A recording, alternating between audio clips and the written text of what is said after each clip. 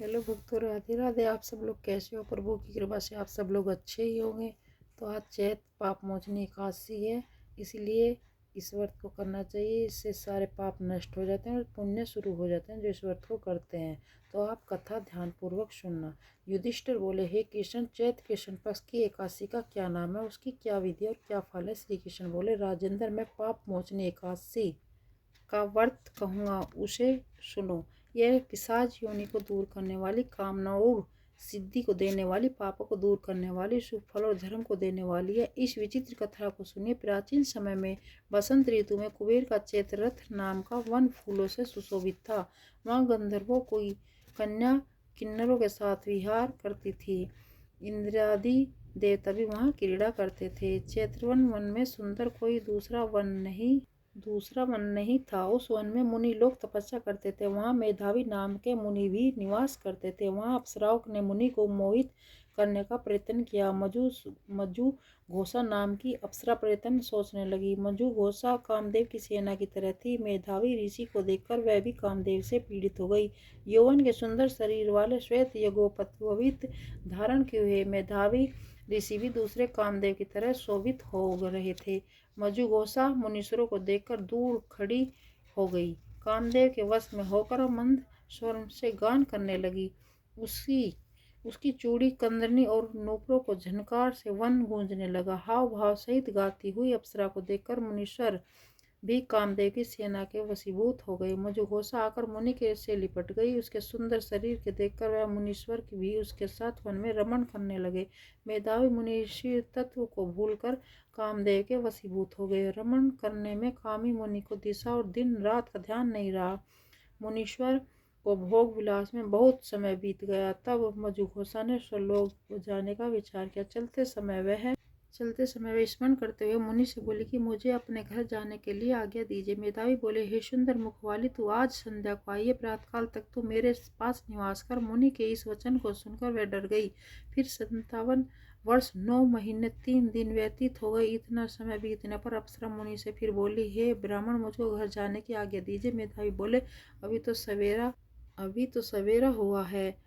मेरी बात सुन, जब तक मैं संध्या करूं तब तक तू यहाँ ठहर। मुनि के इस वचन को सुनकर वह डर गई। फिर मुस्कुराकर विस्मित होकर बोले कि विपेंद्र, आपकी संध्या का कितना प्रमाण है? वह समाप्त हुई कि नहीं? मेरे ऊपर कृपा करके गए हुए समय का विचार करिए। अप्सरा के इस वाक्य को सुनकर मुनि को बड़ा आश्चर्य हुआ।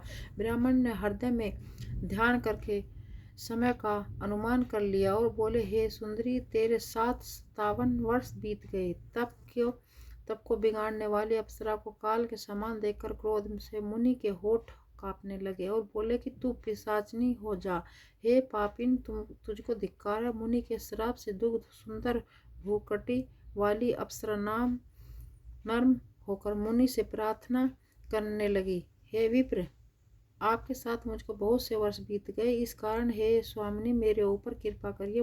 मुनि बोले, हे भद्रे, मैं क्या करूं? तूने मेरा बड़ा भारी तप नष्ट कर दिया है।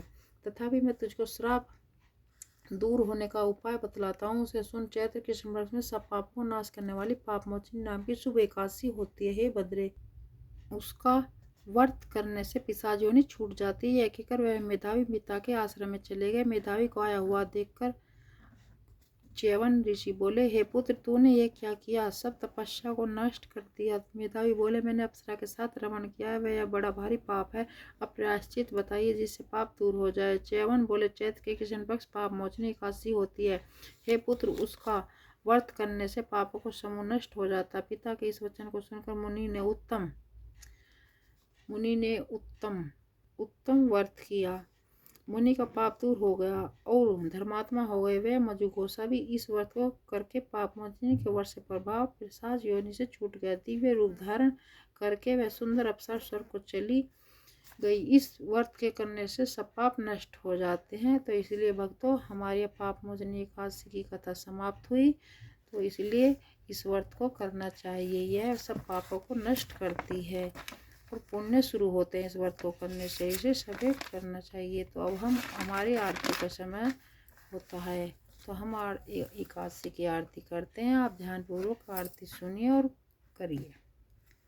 ओम जय काशी माता, विष्णु पूजा को व्रत को धारण शक्ति मुक्ति पाता, तेरे नाम गिनाऊं देवी भक्ति प्रदान करनी, गणगौनों की देनी माता शास्त्रों में वर्णी, माक्षीष के किशन पक्षी सफला नामक है, शुक्ल पक्ष में होए पुत्र द आनंद अधिक रहे, नाम सटलिता माघ मास में कृष्ण पक्ष आवे, शुक्ल पक्ष में जया कावे, विजय सदा पावे, विजय फागुन कृष्ण पक्ष में शुक्ला आमल की, पाप मोचनी कृष्ण पक्ष में चैत्र महावल की, जय शुक्ल में नाम कामदा धन देने वाली, नाम वरुथनी कृष्ण पक्ष में वैशाख महावाली, शुक्ल पक्ष में होए मोहनी अपरा ज्येष्ठ कृष्ण पक्षी, नाम निर्जला सब शुक्ल पक्ष सक रखी, योगिनी नाम आषाढ़ में जानो कृष्ण पक्ष वर्णी, देव सैनी नाम का आयुषु पक्ष धरनी, काम का सोन मास में आए कृष्ण पक्ष कहिए, श्रावण शुक्ला होए पुत्र आनंद से दिख रहिए, अजा भाद्रपद की कृष्ण पक्ष प्रवृत्ति शुक्ला, इंद्राशुनि कृष्ण पक्ष में वर्त में भव सागर निकला, पास कौन सा है शुक्ल पक्ष में पाप हरण हरि रामा मास, कार्तिक में आवे सुखदायक भारी,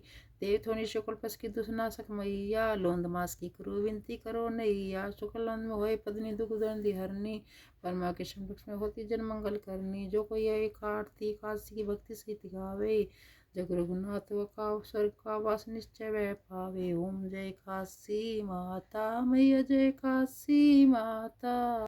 इसीलिए भक्तों हमारी आरती और कथा संपन्न हुई, तो अब हमारे लड्डू बाबू के दर्शन कीजिए।